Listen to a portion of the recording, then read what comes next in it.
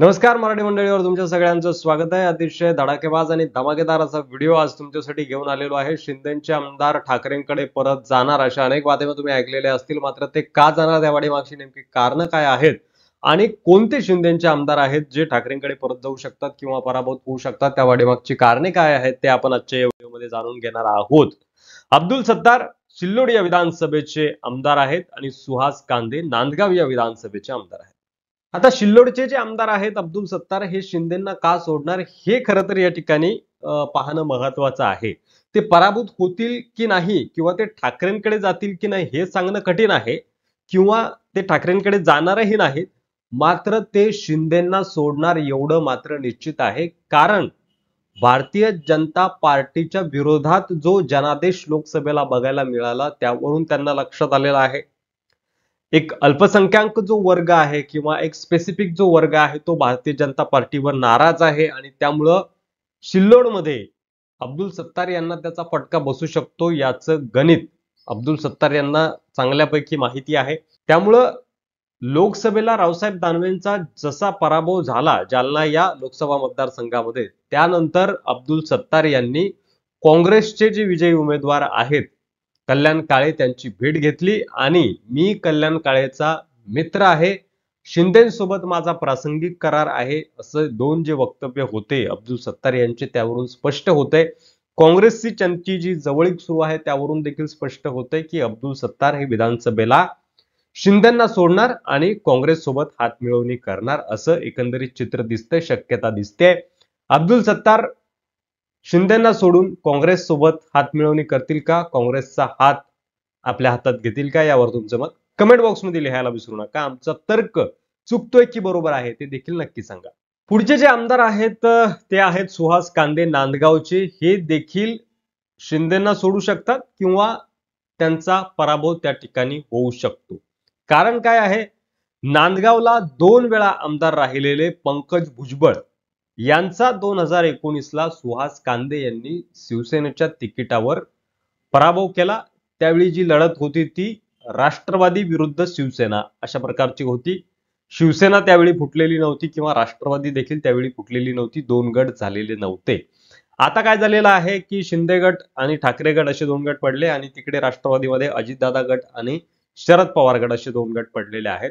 सुहास कांदे हे सध्याला शिंदे गटामध्ये आहेत आणि राष्ट्रवादी गटाचा जर विचार केला तर छगन भुजबळ हे अजितदादा गटात आहेत, अर्थातच पंकज भुजबळ देखील त्यामुळे अजितदादा गटातच असणार आहेत। आणि अशा परिस्थितीमध्ये त्या ठिकाणी नांदगावची जागा राष्ट्रवादी अजित पवार गटाला सोडायची की शिंदे गटाला सोडायची यामध्ये रस्सीखेच होऊ शकतं।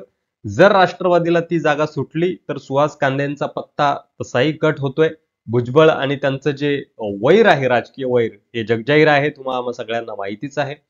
आणि जर शिंदे गटाकडून सुहास कांदे लढले तर निश्चितच त्या ठिकाणी शरद पवार गटाकडून किंवा शिवसेनेकडून दुसरा उमेदवार दिला जाऊ शकतो आणि त्या ठिकाणी शरद पवारांची ताकद बघता आणि भुजबळ सुद्धा काही सुहास कांदेंचं काम करणार नाही त्या ठिकाणी निश्चित आहे ते।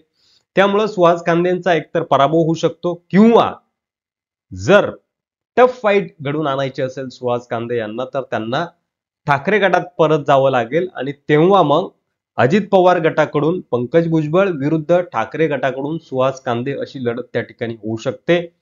मात्र उद्धव ठाकरे हे सुहास कांदेंना परत घेतात का हे देखील पाहणं महत्त्वाचं ठरणार आहे। सुहास कांदे यांची ठाकरे गटात परत जाण्याची तयारी आहे का हे देखील पाहणं गरजेचं ठरणार आहे। मात्र सध्या तरी परिस्थिती अशी आहे की शिंदे गट आणि अजित पवार गट हा भाजप सोबत असल्यामुळं जागा जी आहे ती अजित पवार गटाला सुटते की शिंदे गटाला सुटते हेही पाहणं महत्त्वाचं असणार आहे। सिटिंग आमदार जरी त्या ठिकाणी सुहास कांदे असले तरी सुद्धा भुजबळ अगोदरच नाराज आहेत अजित गटामध्ये असं बोललं जात आहे। त्यामुळे त्यांनी जर ती जागा मागितली पंकज भुजबळ यांच्यासाठी तर त्या ठिकाणी अजित पवार आपली ताकद देखील वापरतील, त्यांचं वजन सरकारमध्ये आपल्याला माहितच आहे। आणि त्यामुळे ही जागा जर अजित पवार गटाला सुटली तर मात्र सुहास कांदे यांच्या अडचणीमध्ये वाढ होणार। त्यामुळे सुहास कांदेंना एकतर एकनाथ शिंदेंना सोडावं लागेल किंवा जर ते शिवसेनेकडून एकनाथ शिंदेंच्या शिवसेनेकडून उभं राहिले तर त्यांना पराभवाला सामोरं जावं लागेल। कारण भुजबळ त्यांचं काम कितपत करतील यावर प्रश्नचिन्ह आहे। तुम्हाला काय वाटतंय, नांदगावची परिस्थिती कशी असेल? पंकज भुजबळ, छगन भुजबळ त्यांचं काम करतील का? युती धर्म पाळला जाईल का? तुमचं मत कमेंट बॉक्समध्ये लिहायला विसरू नका. आमचा तर्क चूक आहे की बरोबर ते देखील सांगायला विसरू नका. पुढचा मतदारसंघ आहे मुक्ताईनगर विधानसभा मतदारसंघ, अर्थात खडसेंचा विधानसभा मतदारसंघ. 2019ला भारतीय जनता पार्टीनं एकनाथ खडसे यांना तिकीट न देता त्यांच्या मुलीला रोहिणी खडसे यांना तिकीट दिलं. शिवसेना भाजप युती होती, त्यामुळं शिवसेनेला ती जागा सोडावी लागली. मात्र चंद्रकांत पाटील जे आहेत शिवसेनेचे, यांनी बंडखोरी केली. ते अपक्ष इंडिपेंडंट लढले, जिंकून देखील आले आणि त्यानंतर ते शिवसेनेमध्येच कायम आहेत असं म्हणायला हरकत नाही. आणि सध्या त्यांचा जो कल आहे तो शिंदेकडून आहे. त्यांच्या फेसबुक प्रोफाईलवर जर आपण बघितलं तर ते शिंदे गटात आहेत असं स्पष्ट होतं. आता यावेळी चित्र असं आहे की रोहिणी खडसे शरद पवार गटाकडून मैदानामध्ये असू शकतात आणि रोहिणी खडसे यांना निवडून आणण्यासाठी एकनाथ खडसे देखील आपली शक्ती पणाला लावतील, यामध्ये दुमत नाहीये.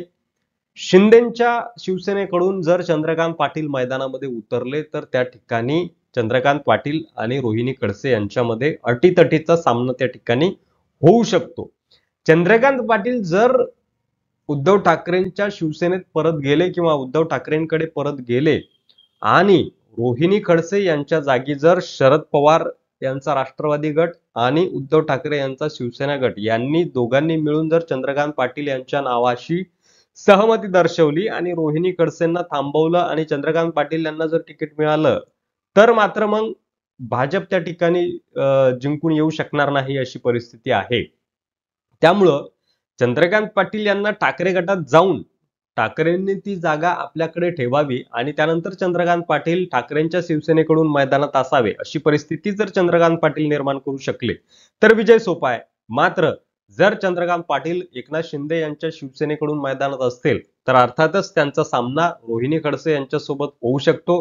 त्या ठिकाणी एकनाथ खडसे आपली ताकद पणाला लावतील, रोहिणी खडसे आपली ताकद पणाला लावतील, शरद पवार देखील आहेत तिथे मैदानामध्ये ताकद ते लावतील आणि ठाकरे देखील आपली ताकद चंद्रकांत पाटील यांना पाडण्यासाठी त्या ठिकाणी सभा घेतील, यात दुमत नाही. आणि अशा परिस्थितीमध्ये चंद्रकांत पाटील यांचा पराभव त्या ठिकाणी होण्याची दाट शक्यता वर्तवली जाते. त्यामुळं जर चंद्रकांत पाटील यांना जिंकून यायचं असेल तर त्यांना ठाकरे गटात परत जाणं आणि ठाकरेंनी मुक्ताईनगरची जागा आपल्याकडे शरद पवार यांच्याकडून मागून घेणं असा पर्याय त्या ठिकाणी दिसतोय. हा तर्क तुम्हाला कसा वाटतोय? तुमचं मत कमेंट बॉक्समध्ये लिहायला विसरू नका. आणि जर रोहिणी खडसे आणि चंद्रकांत पाटील यांच्यामध्ये लढत झाली तर कोण असेल मुक्ताईनगरचा आमदार ते देखील कमेंट बॉक्समध्ये नक्की सांगा. पालघर विधानसभेबद्दल बोलायचं झालं तर श्रीनिवास वनगा या ठिकाणी शिवसेनेच्या तिकिटावर निवडून आले होते. त्यानंतर ते शिंदे गटासोबत गेले, अर्थात उद्धव ठाकरेंनी यांच्यावर विश्वास टाकून त्यांना आमदार केलेला आहे आणि त्या ठिकाणी शिवसेनेचं वर्चस्व देखील बघायला मिळालेलं आहे. त्यामुळं श्रीनिवास वनगा जर शिंदे गटाकडून मैदानामध्ये असतील तर त्या ठिकाणी उद्धव ठाकरे जो कोणी उमेदवार देतील तर निश्चितच त्या ठिकाणी श्रीनिवास वनगा यांचा पराभव होऊ शकतो अशी परिस्थिती आहे, अशी शक्यता आहे. किंवा श्रीनिवास वनगा हे भाजपच्या तिकिटावर देखील त्या ठिकाणी उभे राहू शकतात अशी शक्यता देखील नाकारली जात नाही. आता श्रीनिवास वनगा हे एकनाथ शिंदे यांच्या सोबत कायम राहतात की ठाकरेंकडे परत येतात आणि ठाकरेंच्या मशाल या चिन्हावर निवडणुकीच्या मैदानात उतरतात हे पाहणं देखील महत्त्वाचं ठरणार आहे. पालघरची परिस्थिती देखील तशीच आहे की त्या ठिकाणी देखील जर शिंदे गटाकडून श्रीनिवास वनगा मैदानात असतील तर ठाकरेंचा उमेदवार त्या ठिकाणी विजयी होऊ शकतो अशी शक्यता आहे. यावर तुम्हाला काय वाटतंय? पालघरची परिस्थिती, त्यावर तुमचा तर्क काय आहे ते कमेंट बॉक्समध्ये लिहायला विसरू नका. प्रकाश आंबेडकर राधानगरी विधानसभा मतदारसंघाचे आमदार, अर्थात हा जो विधानसभा मतदारसंघ आहे हा कोल्हापूरमध्ये येतो आणि त्या ठिकाणी आता छत्रपती शाहू महाराज खासदार झालेले आहे काँग्रेसच्या तिकिटावर आणि शिंदे गटाचे जे उमेदवार होते ते त्या ठिकाणी पराभूत झालेले आहे. शाहू महाराज यांचं वर्चस्व त्या ठिकाणी आहे. त्यानंतर शरद पवार, उद्धव ठाकरे देखील कोल्हापूरवर विशेष लक्ष देतील हे देखील निश्चित आहे त्या ठिकाणी. त्यामुळं राधानगरी या विधानसभेचे जे आमदार आहेत प्रकाश आंबेडकर हे ठाकरेंकडे परत येतील अशा वारंवार चर्चा होत गेलेल्या आहे. वसीम सरोदेंनी देखील जी यादी वाचून दाखवली होती की हे 12 आमदार ठाकरे गटात येणार, त्यामध्ये प्रकाश आंबेडकर यांचं देखील नाव होतं. मात्र मी शिवसैनिकच आहे, शिंदे गटासोबत आहे असं स्पष्टीकरण प्रकाश आंबेडकर यांनी दिलेलं आहे. मात्र वेळेवर राधानगरी विधानसभेचं चित्र काय असेल याबाबत अजून तरी अनिश्चितता आहे. कारण त्या ठिकाणी शाहू महाराज छत्रपती खासदार झाल्यानंतर कोल्हापूरची समीकरणं बऱ्यापैकी बदललेली आपल्याला दिसू शकतात आणि महाविकास आघाडीचं पारडं त्या ठिकाणी जड असू शकतं अशी शक्यता आहे. प्रकाश आंबेडकर ठाकरेंकडे परत जातील का, शिंदेंना सोडतील का, किंवा जर ते शिंदेकडून मैदानामध्ये असतील तर त्यांना विजय मिळेल का, यावर तुमचं मत कमेंट बॉक्समध्ये लिहायला विसरू नका. तर हे होते 5 आमदार, 5 विधानसभा मतदारसंघ ज्या ठिकाणी शिंदेचे जे उमेदवार आहेत ते शिंदेंना सोडू शकतात किंवा ठाकरेंकडे परत जाऊ शकतात किंवा जाणं त्यांना गरजेचं आहे अशी परिस्थिती आहे.